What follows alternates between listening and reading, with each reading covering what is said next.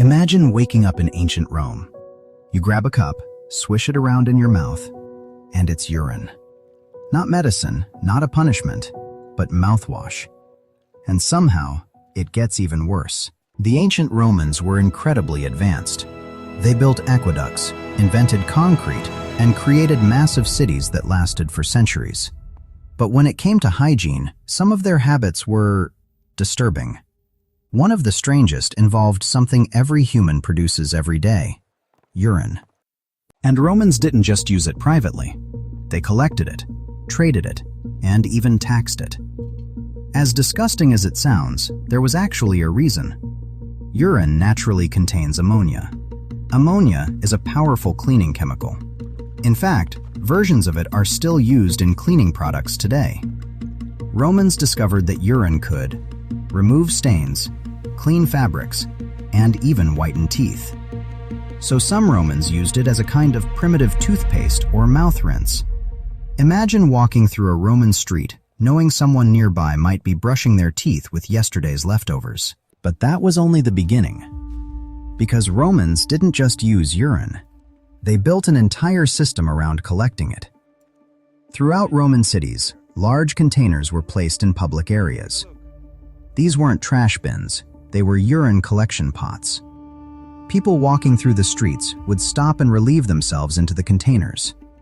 Then workers would collect the urine and sell it to businesses. Why? Because certain jobs depended on it, especially one profession in particular: Roman laundry workers. Roman laundries were called philonicae, and cleaning clothes was brutal work. Workers stood in large vats filled with water and urine.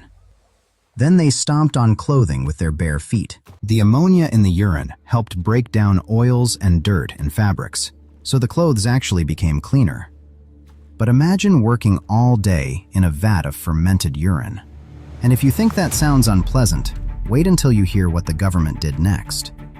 At one point, urine became so valuable that the Roman government decided to tax it.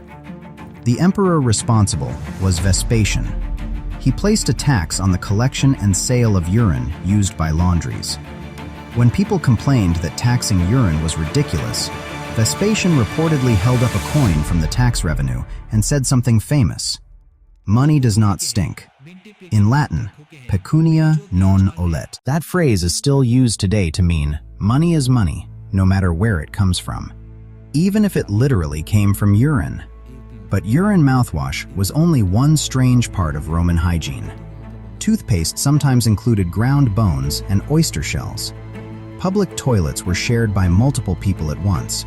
And instead of toilet paper, Romans used a sponge on a stick, which was rinsed and reused by everyone. So, while Rome was one of the most powerful civilizations in history, their hygiene practices might make modern people think twice about visiting. As strange as Roman hygiene was, it wasn't even the most disturbing habit in ancient history, because some civilizations had practices that were even harder to believe. To learn more about history's forgotten practices, subscribe for more Sugarcoated Secrets.